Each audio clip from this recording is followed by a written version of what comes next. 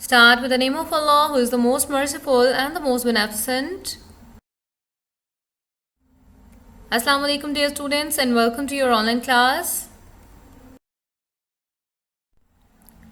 We are going to study chapter number 3, photosynthesis and respiration. The topic we are going to discuss today is effects of different factors on photosynthesis. Effects of different factors on photosynthesis की अगर हम बात करते हैं तो हमें पता है कि जो फोटोसिंथेसिस का प्रोसेस है उसको प्रोसेस को होने के लिए कुछ बहुत ज़रूरी कंडीशंस चाहिए होती हैं, और जब तक वो कंडीशंस अवेलेबल नहीं होंगी तब तक फोटोसिंथेसिस का प्रोसेस नहीं हो सकेगा.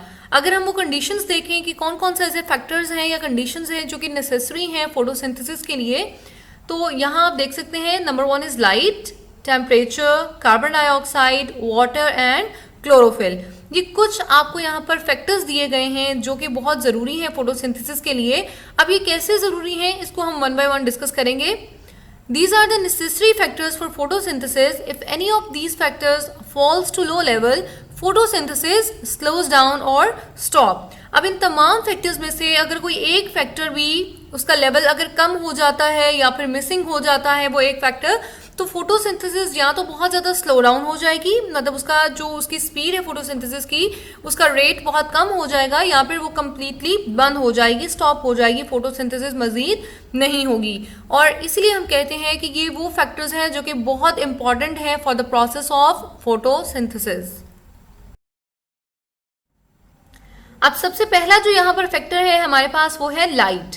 अब लाइट हमारे लिए आपको पता है कि एक ऐसा फैक्टर है जो कि फोटोसिंथेसिस के लिए बहुत ज़्यादा ज़रूरी है.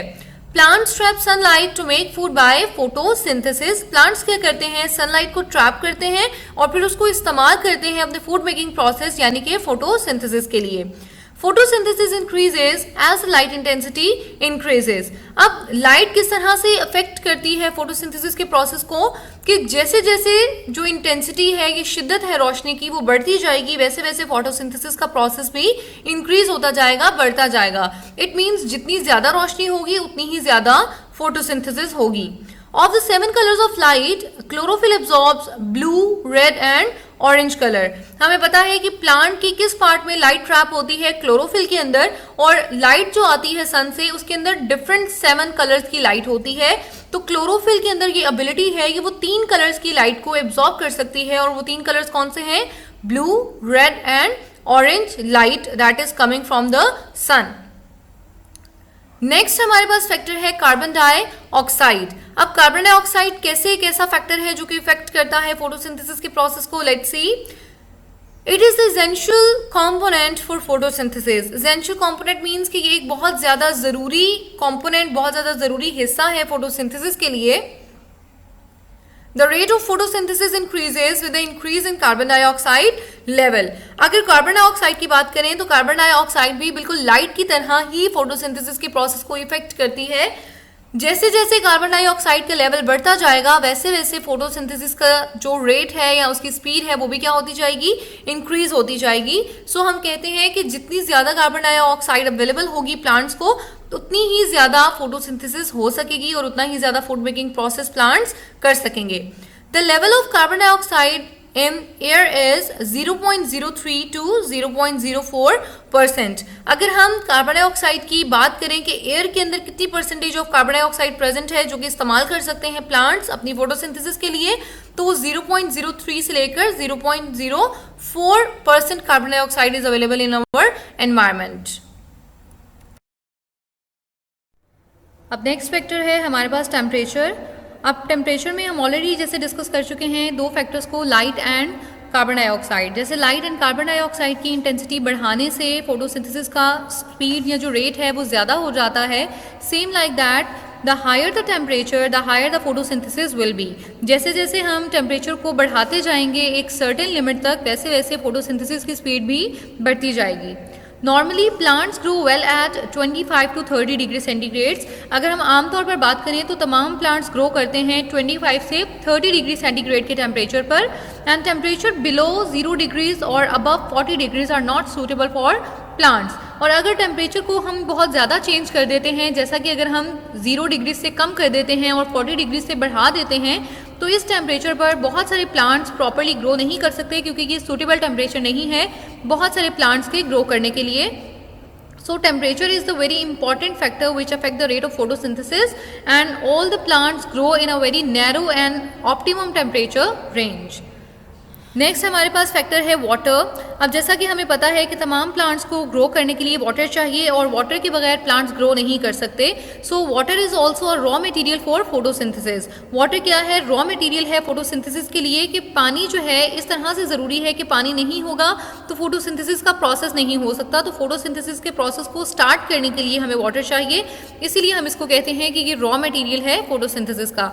It is required in limited amount. अब वाटर जो है वो ज़रूरी तो है, लेकिन ये एक लिमिटेड अमाउंट में चाहिए होता है. अगर हम प्लांट्स को एक ज़्यादा ही पानी दे देंगे तो वो ओवर हाइड्रेट हो जाएंगे, और ओवर हाइड्रेशन की वजह से या तो प्लांट्स की डेथ हो जाएगी या प्लांट्स प्रॉपरली ग्रो नहीं कर पाएंगे, उसमें विल्टिंग हो जाएगी.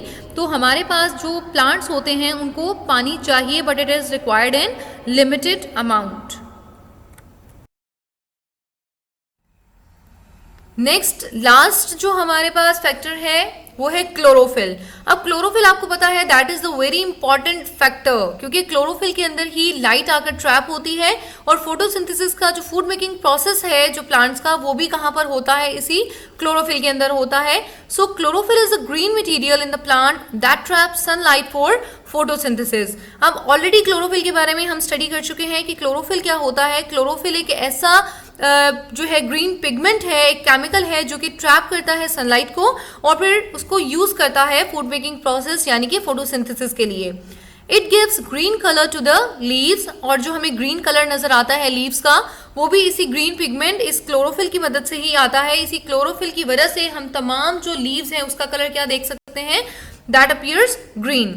Without chlorophyll the photosynthesis is impossible. जाहिर सी बात है कि वो जगह है क्लोरोफिल, और क्लोरोप्लास्ट बेसिकली वो जगह है जहां पर ये ग्रीन पिगमेंट क्लोरोफिल प्रेजेंट होता है, और इस जगह पर फोटोसिंथेसिस होती है. So it is a very important reason and very important chemical for the photosynthesis, and without this the photosynthesis is impossible. अब यहाँ आप देख सकते हैं फोटोसिंथेसिस का प्रोसेस. सबसे पहले तो आप लीफ का कलर देखें. लीफ का कलर क्या है? That is green, and that is due to chlorophyll, the green pigment which is present in its chloroplast. उसके बाद इसको फोटोसिंथेसिस करने के लिए कार्बन डाइऑक्साइड चाहिए, जो कि ह्यूमन रेस्पिरेशन से भी आ सकती है, एनिमल्स की रेस्पिरेशन से भी आ सकती है जब वो कार्बन डाइऑक्साइड एक्सहेल करते हैं. और इसके अलावा जो एनवायरनमेंट में 0.03 टू 0.04% कार्बन डाइऑक्साइड प्रेजेंट है, वो भी प्लांट से इस्तेमाल कर सकते हैं फोटोसिंथेसिस के लिए. यहाँ से देखें सनलाइट आएगी, और सनलाइट भी एक इंपॉर्टेंट फैक्टर के तौर पे यूज होगी फॉर फोटोसिंथेसिस. वाटर रूट से आएगा, जो कि हम सॉइल में प्रोवाइड करते हैं. Water and nutrients plants absorb करेंगे, और इस तरह से पूरा प्रोसेस करेंगे फोटोसिंथेसिस का, और प्लांट्स क्या करेंगे? फिर फूड मेकिंग करेंगे, जो कि ये खुद भी इस्तेमाल करेंगे, और इससे जो दूसरे लिविंग ऑर्गेनिजम्स हैं वो भी फायदा उठाएंगे. So that's all about our today's lecture. Thank you so much. Keep calm and Allah Hafiz. Meet you in next class. Stay blessed.